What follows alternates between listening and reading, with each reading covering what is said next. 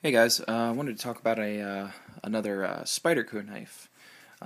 This is going to be about the Spyderco Moonglow Manix 2 from the EDC forums. So I'll just get right into it. It says Spyderco Manix 2 was the base for this knife, and so the Manix 2 is a really good platform. It's a really well-built knife, really well designed. It's designed by Eric Glesser. There's his signature. You see it right there. It's a really well-designed knife. It's got a good-sized blade. I think it's around 3.5 inches, something like that. I don't know the specifications. I'm sure you can look it up. But what's cool about this knife is the handle shape. Compared to the blade shape. I like the way the handle feels in hand. It gives you this nice, choil down here, and you can choke up top, which most Spydercos do. They give you the option of coming up top because they realize, people have different, different grips and such. So the handle's really well designed. It feels really good in the hand, really ergonomic, and I really do like the shape. Now this is the Moonglow version. This is the second iteration of this knife. The first one had Moonglow handles that were slightly more textured, where these are a little bit slick and translucent. You can actually see the liners right through there.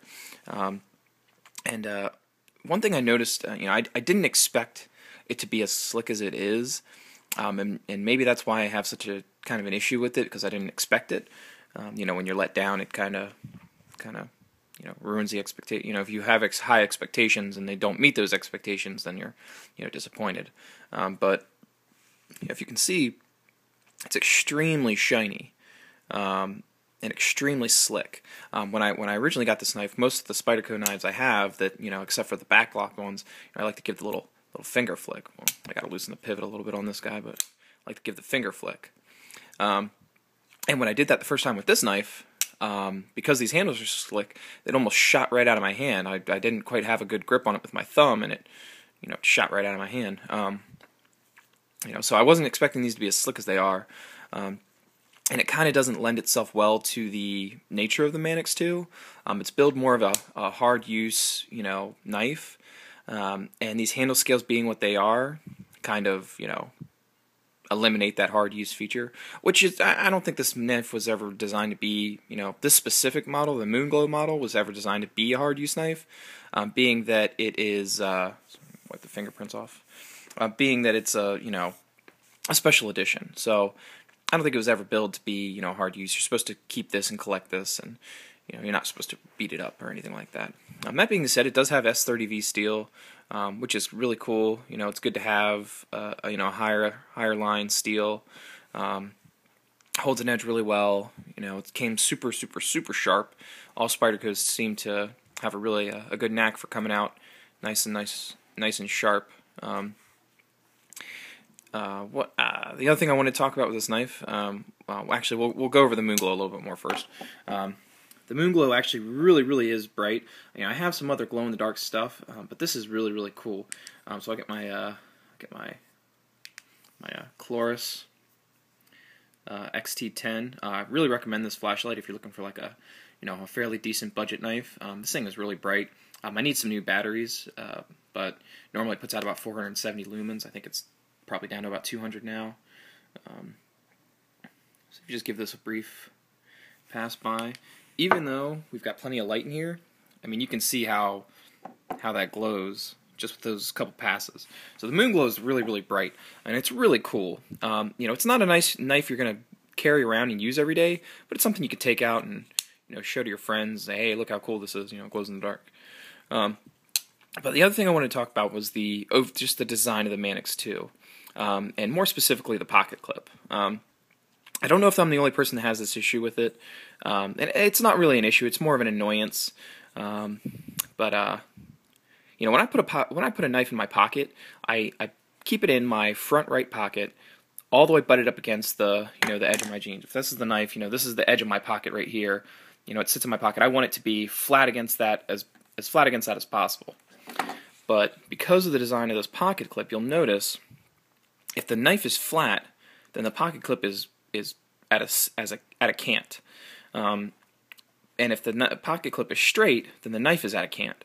So what happens is I stick the knife in my pocket and I push it all the way to the side, but then the pocket clip's not flat.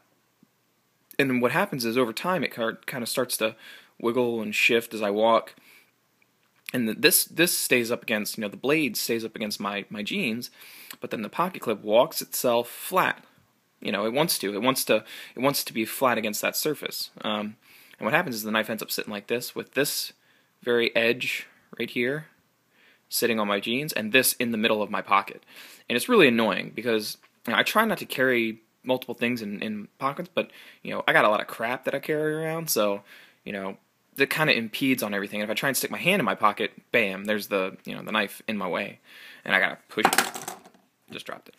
And I gotta push it back, and and I gotta keep doing that. It's extremely, extremely annoying. I have a feeling if this material weren't so slick, if it were G10 like all the other Manix 2s, that wouldn't be an issue, and it would hold on very well. So I'm thinking about picking up a regular Manix 2 because I do like the design and the shape. I'm thinking I really want a CTS XHP version. I like that steel a lot, and I'd like to get a hold of a Manix 2 in that, or maybe the M4 version. But overall, really cool knife. Cage ball lock is really sweet. I like the the ability to close the knife without putting your hand in the way and kind of just flick it closed one-handed. That's a really cool feature. A lot of people say that this is like the Axis lock. That's true in function, but not really in form. It functions the same way, but it's designed completely different. It's not a bar. There you go. It's not a bar. It's a ball, and the ball is held by this little coil spring, if you can see that in there. And that coil spring push up against the ball, and the ball is held by this plastic or polymer cage. So it's pretty cool. So I like the design. Just I'm not crazy about the Moonglow handles. I'll keep it as a collectible, but I probably won't carry it, ever. And I don't think it's meant to be carried. So I don't think that's a super huge issue. But overall, really cool knife. Fairly happy with it because I don't want to pick up a normal version so that I can use it every day and beat up on it and not worry about the collectability. Well, I don't consider sprint runs to be. I mean, sprint runs are collectible, sure, but the reason they're sprint runs is because people want higher line steels. Generally speaking, that's what they are. So when I get a CTS XHP version of this knife, I'm gonna use it and I'm gonna cut stuff with it the way it was designed. That's what the steel's for. It's not to collect. This is a collectible thing to me. There's no function that these Moonglow handles to me serve over regular G10. In fact, they detriment from the usefulness of this knife. So I think this is all collectible, and while it's really cool, I don't see myself using this, every day. So that's my Moonglow Manix. If you have any questions, feel free to comment. And that's it. Thanks for watching.